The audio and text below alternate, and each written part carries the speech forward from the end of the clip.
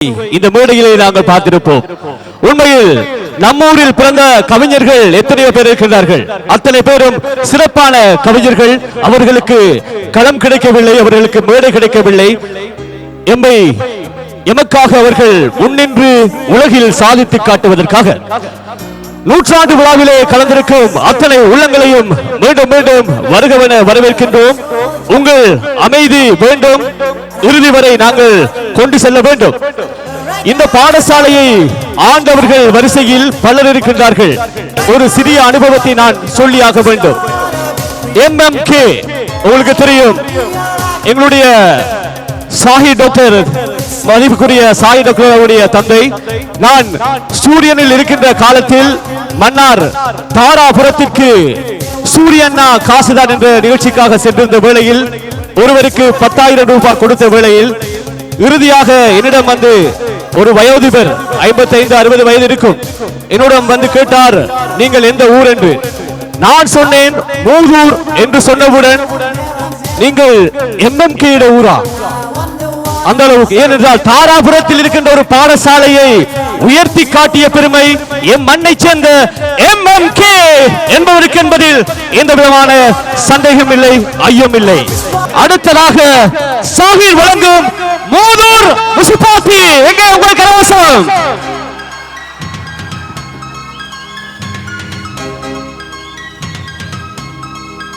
உங்கள் ஒத்துழைப்பு தேவை.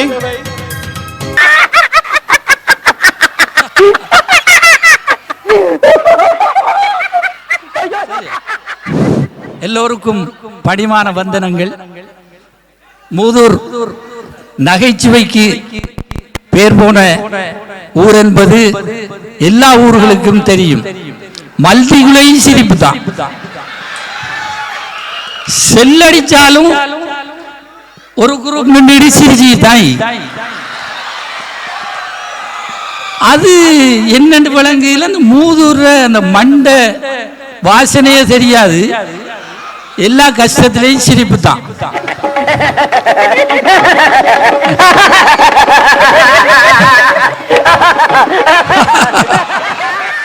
அந்த வகையில மூதூர்ல நடந்த சில நகைச்சுவையான சம்பவங்களை சொல்றேன். அதை உன்னிப்பா கேட்டா தான் அது அந்த விஷயம் புரியும். அதால கொஞ்சம் சத்தத்தை குறைச்சிட்டு கொஞ்சம் கேளுங்க.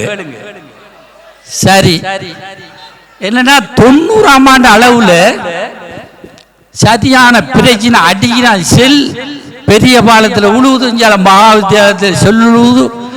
இப்படி இருக்கக்குள்ள BBC கேட்டு தான் எல்லா விஷயத்தையும் அறியுது.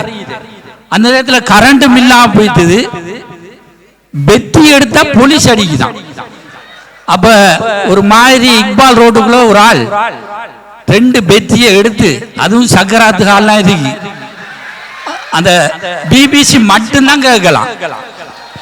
அப்ப ஒரு 20-25 பேர் கூடியாச்சு. அந்த புளிய மரத்துக்கு கீழே BBC கேட்போம், பெத்தி கொஞ்சம் தான் இருக்கு, வேற அதை இதை போட்டுறாதீங்க, நான் சாப்பிட்டுட்டு வாரேன், சரியா? அப்ப அவர் சாப்பிட போயிட்டாரு. போனா நீ BBCக்கும் டைம் ஆகுது, ஒரு பொடிய அவர் வாரத்துக்கு இடையில ஒரு முஸ்லிம் நிகழ்ச்சியை போடுவோம் போட்டுட்டா. இவரும் வாராரு, அஸ்ஸலாத்து ஸலாமு இவர்களுக்கு இழுவையில பெத்தியெல்லாம் முடிஞ்சிடும். நிப்பாட்றா சொன்னாரு. அடுத்தது சின்ன சம்மதி நானா மலையில ஒரு இடத்துல படுக்கக்குள்ள சரியான நுழம்பு கடி என்ன ஏலாது, ரூம்ல படுக்க இயலாது. அடுத்த நாளும் படுக்கணும். ஒரு கடைக்கு நுழம்பு கடிக்கிற ஒரு மருந்து ஒன்று கேட்டு போய்க்காரு. போனா போய் கேட்டிக்காரு, இந்த நுழம்பு கடிக்கிற மருந்து ஒன்று தாங்க. அவர் அந்த கடையில் அது இல்லை, கரப்பத்தம்பூச்சிக்கு அடிக்கிற மருந்து தான் இருக்கு. அப்ப கரப்பத்தம்பூச்சிக்கு அடிக்கிற மருந்து இருக்கு, அது நுழம்பு சாகும் என்று சொல்லி, எனக்கு அது வேணாம், கரப்பத்தம்பூச்சிக்கு அடிக்கிற மருந்து வேணாம், நுழம்பு கடிக்கிற மருந்து தான் எனக்கு வேணும் என்று சொல்ல, இவர் தட்டியோட பாத்திக்காரு, மாறி சொல்லிக்காரு, கரப்பத்தம்பூச்சிக்கு இது அடிக்கிற மருந்து தான் நுழம்பு சாவும். தம்பி கரப்பத்தா மூச்சிக்கு நான் செருப்பால் அடிப்பேன், அது செருப்பால் அடிச்சு நான் கரப்பத்தா மூச்சியை கொள்வேன். நீங்க நுழம்பு கடிக்கிற மருந்து இருந்தா தாங்க என்று சொன்னாரா. அடுத்தது ஒரு 60ஆம் ஆண்டு அளவுல கிண்ணியாவில இருந்து வெள்ளாம விட்ட வாராக்கள் வந்தா ஒரு 100 பேர் வார அந்த நோக்ஸோட் சந்தியில தான் நிற்பாங்க. ஒரு 100 கணக்கில் அவங்களுக்கு தங்குற இடம் இல்லை. நம்மளோட பழைய பள்ளிவாசல் அதுக்கு பின்னால தான் தங்கி போட்டு விடிய காலம் எழும்பி பச்சனூர் படித்தடல்கெல்லாம் வெள்ளாம விட்ட போறேன். அப்படி இருக்கக்குள்ள அப்ப சுபக்கு வாங்க சொன்னோன்னா பாட்டிகளும் மீறி போயிடும். எங்க வெள்ளாம விட்டு இப்படி ஒரு 2 கிழமையா தங்குறேன். அப்ப ஒரு நாள் ஒரு தூத்தல் மழை சுபக்கு வாங்க சொல்லுது, எழும்பிட்டு போய்த்தான. போனா பெரிய பாலத்தால போக்குல கடையின் துறக்கையில இருட்டா கிடக்கு. அப்ப என்னடா இது நேரம் பிள்ளையாக்கும் அங்க வந்தாள்ட்டு டைம் கேட 2:45. இது இல்லை விட இவர் வாங்க சொல்லிக்காரு மாறி திருப்பி வந்திக்கான். வந்து அவர் மாய் வந்து சேர்ந்துட்டு அந்த டைம்ல எங்க போற அவர் மாய் வந்து மோதிய பாட்டு கேட்டீங்க. என்ன நீங்க வேலை பார்த்தீங்க 2:30க்கு வாங்க சொல்லிங்க, நாங்க வெள்ளாம விட்டு எழும்பிட்டு போய்த்தோம்.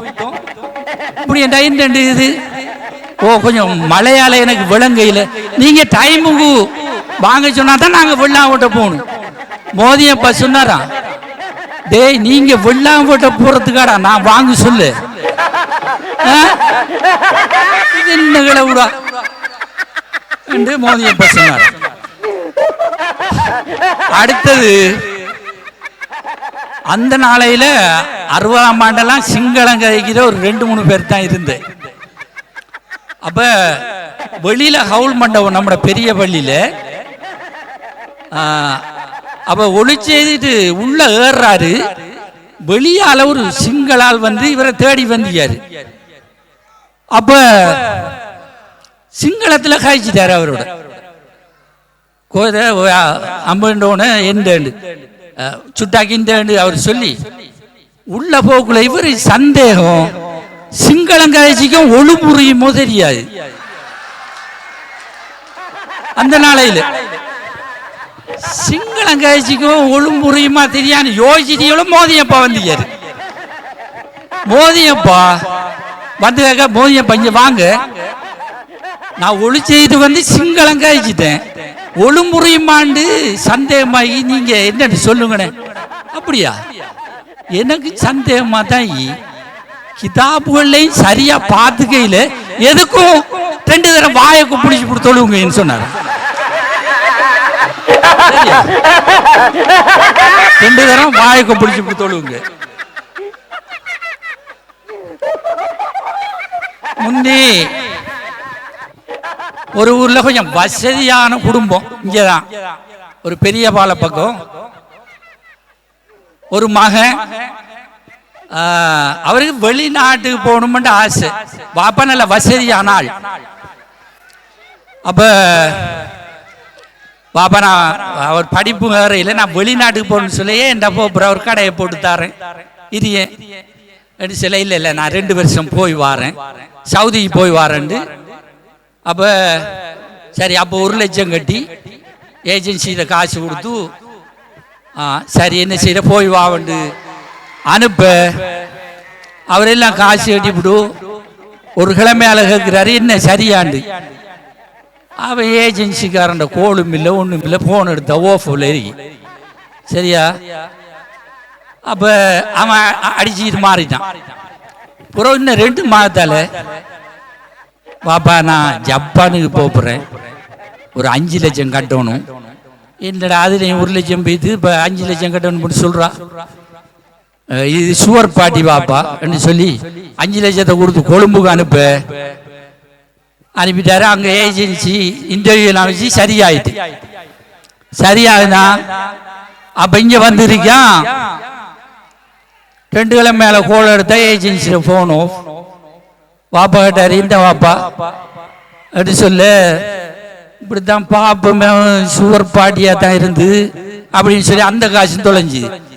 இன்னொரு 3 மாதத்தை சொல்லி, ஏன்னா கனடாவுக்கு போகிறோம் 10 லட்சம் வேணும்னு வாப்பா சொன்னாராம். நீ எங்கேனாலும் போ, கனடாவுக்கு போ, சுவிஸுக்கு போ, மகரி பட்டா ஊட்ட வந்துடு, எங்கேனாலும் போ, சரியா?